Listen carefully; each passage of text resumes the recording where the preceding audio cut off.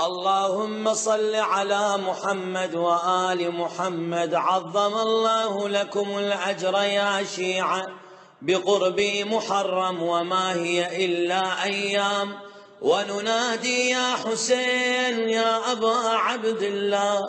عظم الله لك الأجر يا رسول الله، ويا أمير المؤمنين، ويا فاطمة يا سيدتي نساء العالمين. إنا لله وإنا إليه راجعون. أعوذ بالله من الشيطان الرجيم. بسم الله الرحمن الرحيم. الحمد لله رب العالمين. صلى الله وسلم عليك يا سيدي ويا مولاي يا رسول الله، وعلى آلك الطيبين الطاهرين المعصومين المظلومين. لعن الله الظالمين لكم من الأولين والآخرين إلى قيام يوم الدين. صلى الله عليك يا أبا عبد الله، يا رحمة الله الواسعة، ويا باب نجاة الأمة. يا ليتنا كنا معكم سادتي فنفوز والله فوزا عظيما.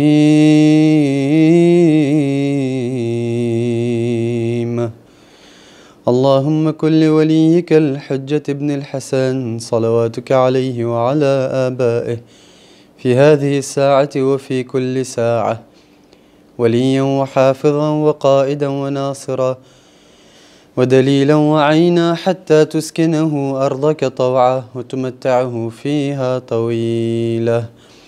اللهم صل على محمد وآل محمد وعجل فرجهم ولعن أعداءهم أجمعين. Mes chers frères, mes chères sœurs, assalamu alaikum wa rahmatullahi wa barakatuh. Ce soir, nous allons parler de la compassion et de la miséricorde de l'imam Hussein alayhi salatu wassalam. Vous savez, nous sommes des humains. Et comme tout être humain, il est possible que nous arrivions à un moment où, par inattention, nous commettions des erreurs et des péchés. Et il est possible que certaines personnes se disent que j'ai péché et j'ai demandé le pardon, je me suis repenti à Allah subhanahu wa ta'ala et j'ai recommencé les péchés et je me suis repenti une fois de plus et j'ai encore commis un péché, plusieurs péchés.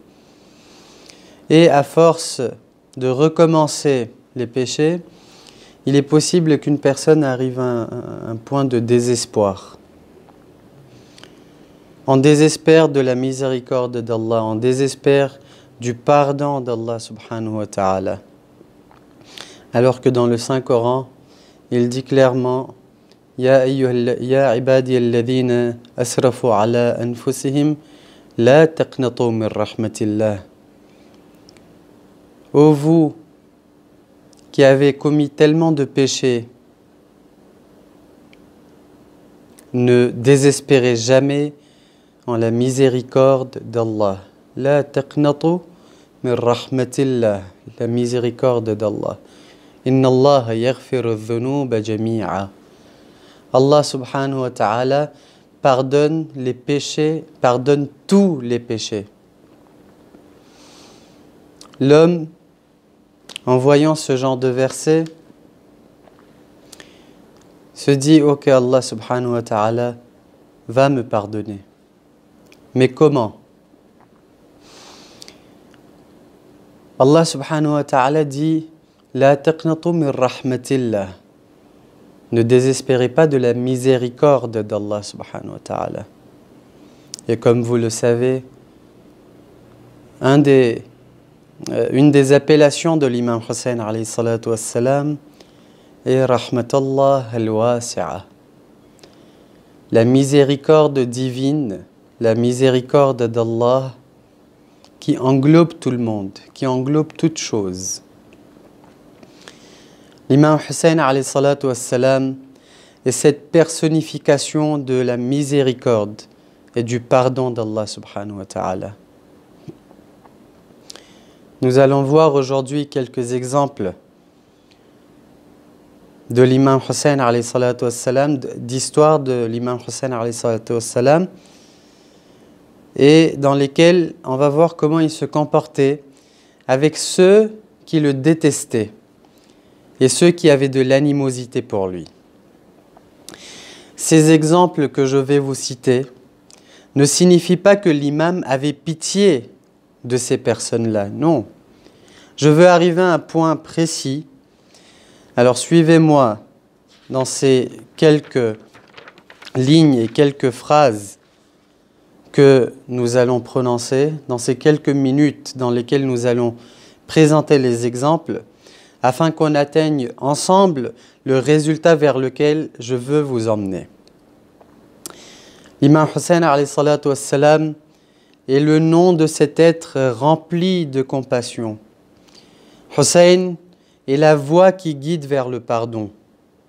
Sans l'imam Hussein alayhi salatu wassalam dans nos vies, quelle serait la nécessité de vivre?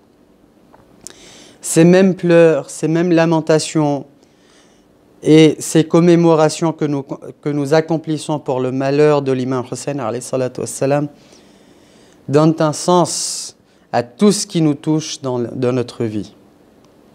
Et Allah a voulu immortaliser l'imam Hussein alayhi salatu wassalam et l'a placé dans chaque moment de notre vie.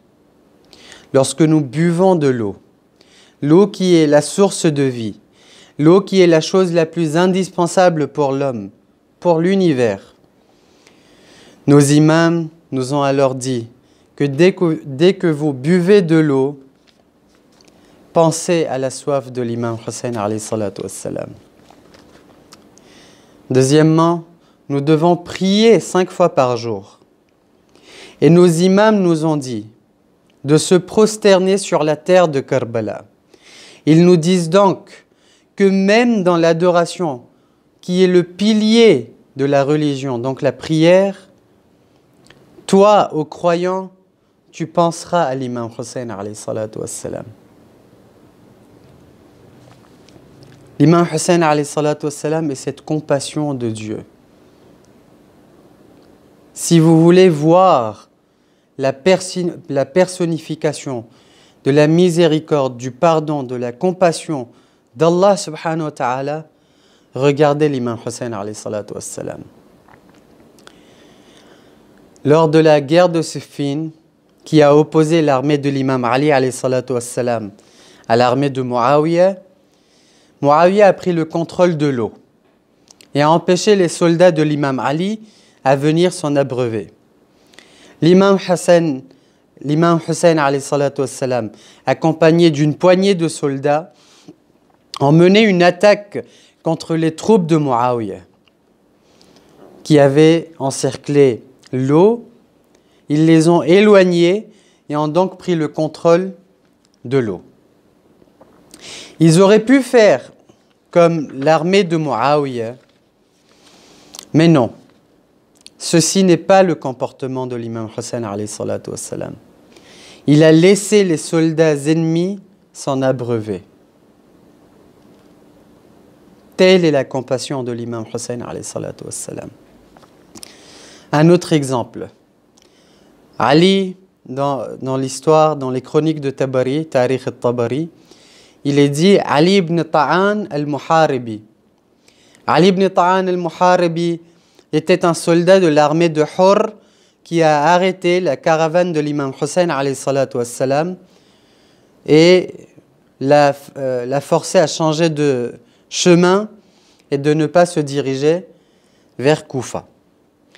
Il dit, Ali ibn Ta'an al-Muharibi, il dit que quand notre armée, donc l'armée de Hurr, a encerclé l'imam Hussein alayhi salatu wassalam, j'étais resté derrière et je suis arrivé en retard pour l'eau et la nourriture que l'imam Hussein alayhi salatu wassalam avait partagé à notre armée. Quand l'imam m'a vu, il s'est rendu compte de ma soif extrême. Il s'est approché de moi, il s'est adressé à moi en disant « Ô fils de mon frère, Yabn Akhi », et m'a donné de l'eau et dit « Bois-en ».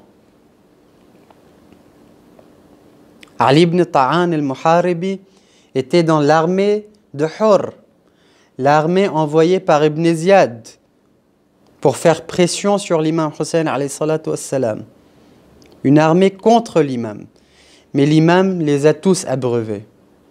Ensuite, quand Ali ibn Ta'an est arrivé en retard, l'imam l'a appelé par une appellation sympathique, Yabn Akhi, le fils de mon frère, au fils de mon frère. Il lui a donné de l'eau. Il dit, quand j'ai commencé à boire, j'en versais beaucoup à cause de la fatigue et de la soif. L'imam a pris lui-même la gourde entre ses mains et m'a fait boire de l'eau, à moi et à mon cheval.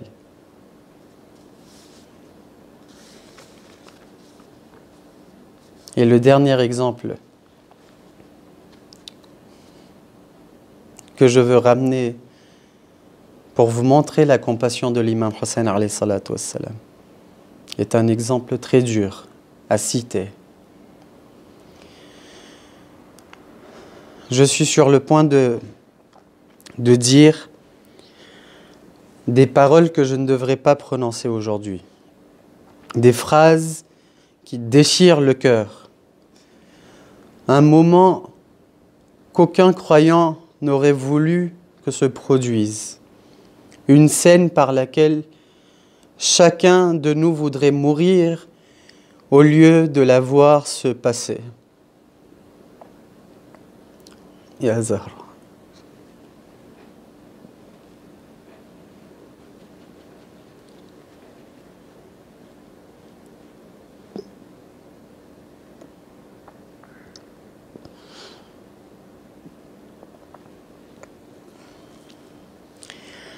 Je m'excuse auprès de vous, ya Sahib al-Asr wa al-Zaman.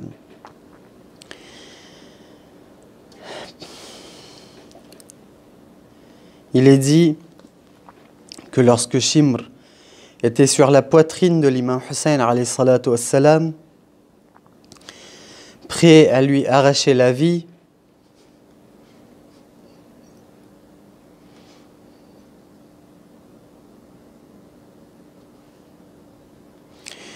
l'imam lui a demandé « Ô Shimr, me connais-tu » Shimr répondit « Oui, tu es Hussein, fils de Ali. Ton grand-père est le messager d'Allah. Et ta mère, Fatima Zahra. Et ton frère, Hassan. » L'imam lui dit « Ô Shimr, si tu sais cela, pourquoi veux-tu m'assassiner » Il dit « Je veux la récompense de Yazid. » Et c'est cette partie de l'histoire sur laquelle je veux qu'on porte attention. L'imam lui dit « Malheur à toi. Qu'est-ce qui est plus important à tes yeux? La récompense de Yazid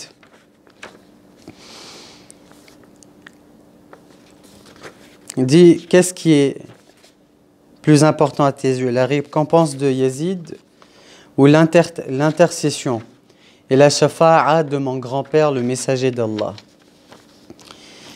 Il lui répondit « Une infime partie de la récompense de Yazid est plus attirante pour Shimr que l'intercession de ton grand-père. » Ici, je ne dirais pas que l'imam alayhi salatu wassalam a eu de la compassion pour Shimr. Non, qu'Allah subhanahu wa ta'ala, les prophètes, les imams, les anges et chaque créature d'Allah le maudissent. Mais c'est Hussein. C'est le comportement de Hussein. Je suis arrivé là où je voulais arriver. C'est Hussein à ce comportement avec ses ennemis. Toi qui pleures sur lui. toi qui te lamentes sur lui, toi qui crois en lui, toi qui ne lui veux pas du mal, crois-tu que l'imam Hussein alayhi salatu wassalam va t'ignorer? Même si tu es le plus grand pécheur de ce bas monde, crois-tu que l'imam Hussein alayhi salatu wassalam refusera d'intercéder auprès d'Allah subhanahu wa ta'ala pour qu'il te pardonne? Non, ce n'est pas l'habitude de l'imam Hussein alayhi salatu wassalam. Ce n'est pas l'habitude de mon Hussein alayhi salatu wassalam. Dans une narration de l'imam Sadiq alayhi salatu wassalam, il dit que l'imam Hussein connaît ceux qui pleurent sur lui. Il les connaît mieux que leurs propres parents.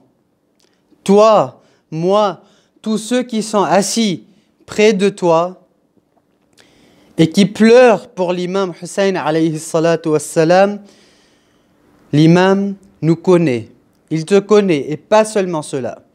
وَإِنَّهُ لَيَنْظُرُ إِلَى مَنْ يَبْكِيهِ. Sans aucun doute, Hussein regarde celui qui le pleure. Ensuite, وَيَسْتَغْفِرُ لَهُ. Hussein demande le pardon pour celui qui pleure sur lui. Ensuite, وَيَسْأَلُ أَبَاهُ الْإِسْتِغْفَارَ لَهُ. Et il dit à son père, l'imam Ali alayhi salatu wassalam, de demander le pardon pour celui qui pleure sur lui. Et ensuite, وَيَقُولُ أَيُّهَا الْبَاكِي لَوْ عَلِمْتَ مَا أَعَدَّ اللَّهُ لَكَ لَوْ فَرِحْتَ أَكْثَرَ مِمَّا حَزِنْتَ. L'imam Hussein alayhi salatu wassalam s'adresse à toi, toi qui pleures sur l'imam Hussein alayhi salatu wassalam. Il te dit, si tu savais ce qu'Allah subhanahu wa ta'ala a préparé pour toi, ta joie aurait pris le dessus sur ta tristesse. Et ensuite, il dit, وَإِنَّهُ لَيَسْتَغْفِرُ لَهُ مِنْ كُلِّ ذَنْبٍ وَخَطِيئَةٍ. L'imam Hussein alayhi salatu wassalam demande le pardon pour celui qui pleure sur lui, pour chacun des péchés et des fautes qu'il a commis. L'imam cite chacun de nos péchés et chacune de nos fautes. Il dit, oh Allah, pardonne à mon partisan, pardonne à mon chiite. Il a péché, il a fait ceci, il a fait cela. Pardonne-le, ya Allah. Comment peut-on alors, comment puis-je alors désespérer quand j'ai Hussein alayhi salatu wassalam? Hussein nous accueillera toujours, même si on a commis des péchés qui lui ont fait du tort. Et c'est ce qui s'est passé à Karbala. Il a accepté ceux qui étaient venus le combattre, ceux qui l'ont conduit jusqu'à Karbala. Avant de citer l'histoire connue de Hur alayhi salatu wassalam, citons les noms bénis des autres personnalités qui sont peu connues chez nous, qui sont tombés eux aussi en martyrs avec l'imam Hussein alayhi salatu wassalam, mais qui étaient au début venus à Karbala avec l'armée de Yezid. Ces personnes-là figurent parmi les shuhada et Karbala, parmi les martyrs de Karbala. Mais on les cite très peu. Aujourd'hui, nous allons essayer de les rendre hommage en citant leurs noms, ne serait-ce que leurs noms, et une partie de leur histoire. Yazid ibn Ziyad, appelé Abu Sha'tha al-Kindi, que la paix soit sur lui. Il est dit qu'il était parmi ceux qui avaient accompagné Omar ibn Sa'd contre l'imam Hussein alayhi salatu wassalam. Mais lorsqu'ils rejetèrent les propositions de l'imam Hussein alayhi salatu wassalam, il a rejoint l'imam et il lutta à ses côtés. Avant de combattre, il récita ces vers. Je suis Yazid et mon père est Muhasir Je suis plus courageux qu'un lion perplexe dans les bois. Ô mon Seigneur, je suis un soutien pour Hussein et j'ai quitté et abandonné Ibn Sa'd. Puis il combattit jusqu'à tomber en martyr. Ensuite, Sa'd ibn Harith, ainsi que son frère, Abu al-Hutuf ibn Harith. Ces deux, Sa'd et Abu al-Hutuf, étaient des frères. Le jour de Ashura, quand les compagnons de l'imam Hussein alayhi salatu wassalam sont tombés en martyr, l'imam a alors lancé son appel de secours et a dit « Ala min nasirin yansuruna » N'y a-t-il personne pour nous aider?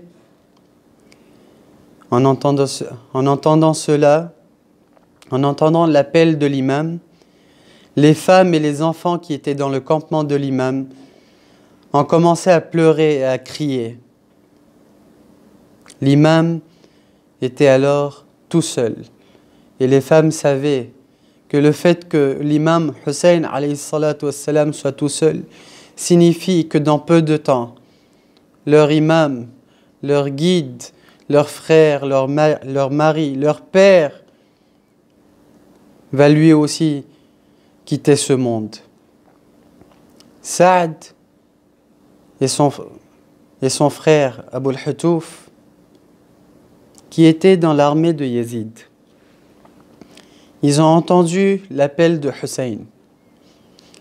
Et ils ont entendu le cri des dames du campement de l'imam. Ils se sont regardés. Ils ont dit, cette personne-là est le petit-fils du messager d'Allah.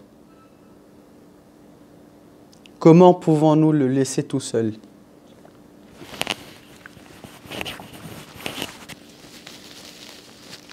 Ils l'ont rejoint par leur épée. Ils ont combattu près de l'imam et ils sont tombés en martyrs. Ces personnes-là ont changé leur destin en l'espace de quelques secondes. Le verset qui dit,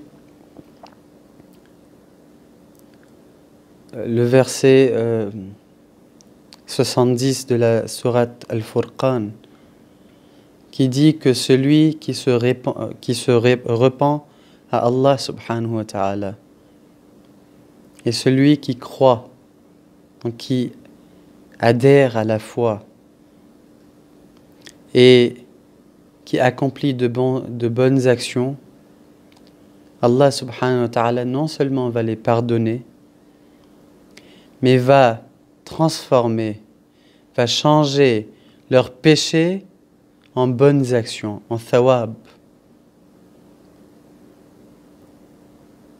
Ces personnes-là se sont repenties. Ils ont cru en l'imam Hussein alayhi salatu wassalam. Ils ont fait une bonne action, le défendre. Non seulement Allah a effacé leurs péchés, mais a transformé leurs mauvaises actions en bonnes actions. Ces personnes-là, qu'on aurait mis avec l'armée de Omar ibn Saad, l'armée de Yazid, ces personnes-là sur qui on aurait envoyé nos malédictions, sont devenues des personnes que nous saluons, sur qui nous envoyons la paix d'Allah subhanahu wa ta'ala. Je cite rapidement d'autres noms. Juwayn ibn Malik al-Tamimi, Nu'man ibn Amr al-Rasibi et son frère Khulas ibn Amr al-Rasibi, Zuhair ibn Sulaym al-Azdi et plusieurs autres. Dans certains livres, nous trouvons que plus de 30 personnes qui étaient dans le campement de Omar ibn Saad ont rejoint l'armée de l'imam Hussein alayhi salatu wassalam. Et enfin, Hurr ibn Yazid al-Riyahi. Il avait arrêté sous l'ordre de Abdullah ibn Ziyad, le gouverneur de Koufa, la caravane de l'imam alayhi salatu wassalam, alors que lui, sa famille et ses compagnons se dirigeaient vers Koufa.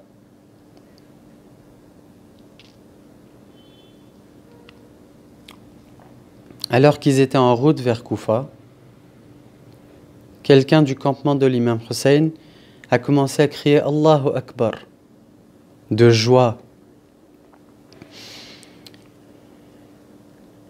L'imam lui a demandé qui a-t-il? Il lui répondit je vois au loin des arbres, des dattiers, des centaines de dattiers. L'imam lui dit regarde bien. Il a attendu quelques instants et est revenu hâtivement vers l'imam, disant que ce qu'il avait confondu avec des arbres étaient des lances que portaient des centaines de cavaliers. Hurr, accompagné de 1000 soldats, a encerclé l'imam Hussein alayhi salatu wassalam, ainsi que sa famille.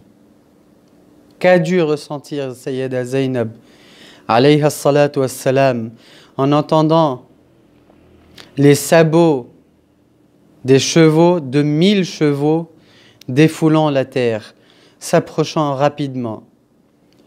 Imaginez, ne serait-ce que quelques instants, l'état des petites filles de l'imam Hussein alayhi salatu wassalam en voyant cette scène-là. Hurr s'est approché de la monture de l'imam Hussein alayhi salatu wassalam. L'imam lui a demandé « Es-tu avec nous ou contre nous ?» Hurr répondit « Contre vous ». L'imam lui dit « Thakalatka ummuk » que ta mère pleure sur toi. Hurr dit « J'aurais pu répondre, mais je ne pourrais rien dire d'une mère comme la tienne, qui est la meilleure femme des univers. » L'imam a vu qu'ils étaient assoiffés. Il les a donné de l'eau et ensuite donné à boire à leurs chevaux. Ils ont continué leur route jusqu'à ce que l'heure de la prière arrive. L'imam lui demanda « Vas-tu prier tout seul ou tu vas nous rejoindre ?» Il a dit « Je vais prier derrière vous. » Il est possible que ce soit ces deux actions-là qui aient fait que toute sa destinée ait changé. Le fait qu'il ait respecté la mère de l'imam Hussein alayhi salatu wassalam, Fatima al-Zahra alayhi salatu wassalam, et le fait qu'il ait prié, le fait qu'il sache, vous savez que quand vous voulez prier quelqu'un, derrière quelqu'un, vous devez être sûr que cette personne est juste. Il savait que l'imam était la personne la plus juste qui existait parmi toutes les personnes qui étaient présentes à cet instant-là. Il a prié derrière l'imam.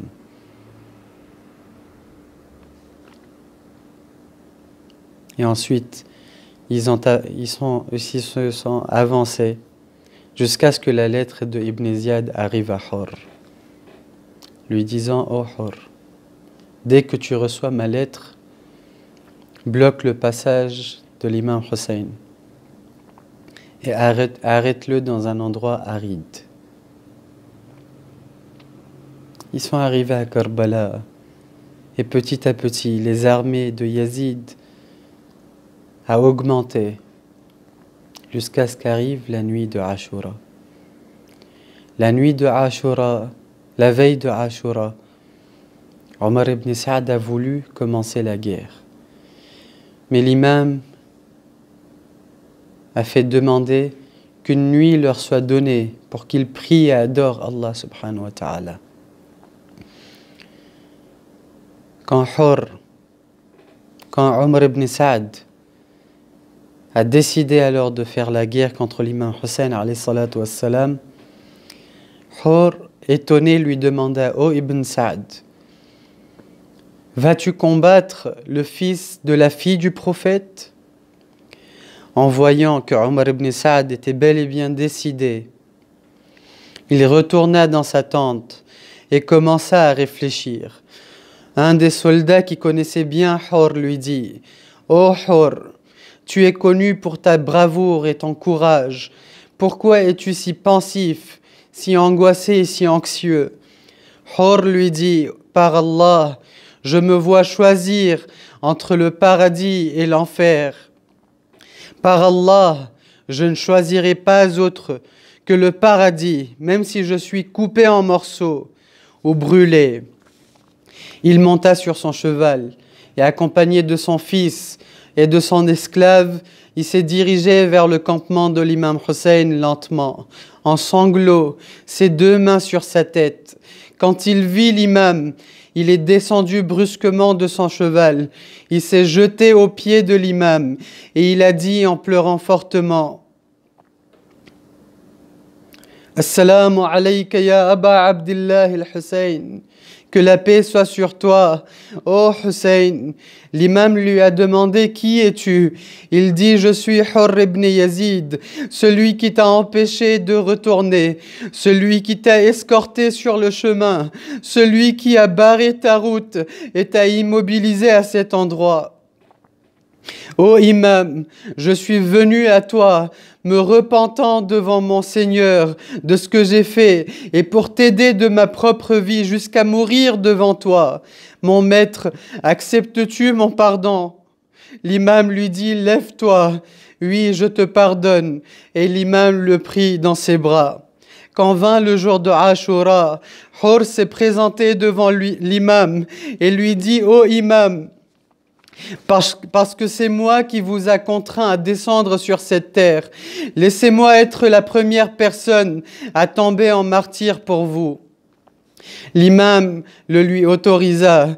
Hur s'adressa à son fils et lui dit: Avance vers le front de la guerre. Je veux te voir combattre et tomber en martyr. Son fils s'avança et sous le regard de son père, il combattit courageusement. Alors qu'il était en train d'affronter les ennemis, sa voix s'est élevée et a été entendue dans le campement de l'imam.